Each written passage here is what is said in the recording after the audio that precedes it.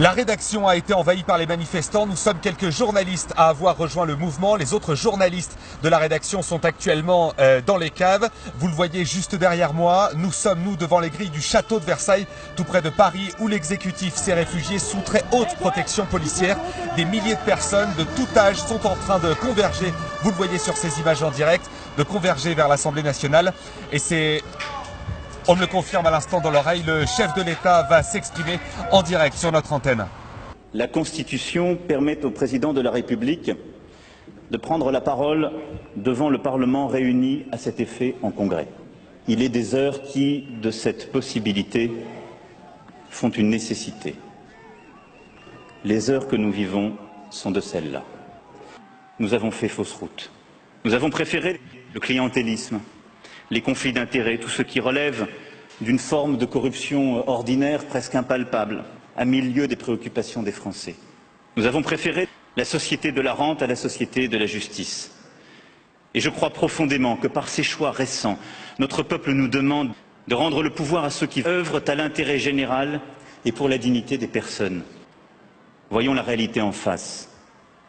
Les forces adverses continuent d'être puissantes. C'est une véritable révolution. Elle prend parfois les traits de l'optimisme volontaire, d'autres fois ceux d'une colère sincère. Le peuple nous a donné le mandat de lui rendre sa pleine souveraineté. Nous devons partir. Il en est ainsi à chaque période, lorsque le renouveau s'impose. J'y suis prêt. Je suis sûr que vous l'êtes aussi. Il ne nous est pas permis d'attendre. Les forces de la Révolution sont extrêmement puissantes.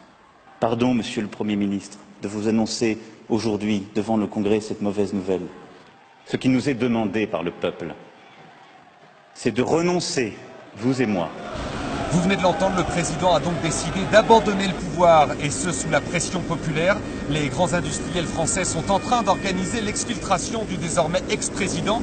Et vous l'entendez, un hélicoptère est en train de décoller depuis la cour du château. Et vous pouvez le voir également sur ces images de notre antenne. Le yacht de Vincent Bolloré serait appareillé, escorté par des rafales de l'avionneur Dassault. Un gouvernement populaire de transition serait déjà prêt à assumer les plus hautes fonctions de l'État. Ce gouvernement populaire se revendique des valeurs du Conseil national de la résistance. Et la première action de ce gouvernement, eh bien, dans les heures qui viennent, il mettra en place une assemblée constituante pour une nouvelle république sociale émancipée. Ce gouvernement nous invite toutes et tous à réfléchir ensemble en Haute-Savoie sur la petite commune de Torrent-Glières au Forum des Résistances les 1, 2 et 3 juin prochains au pied du plateau des Glières.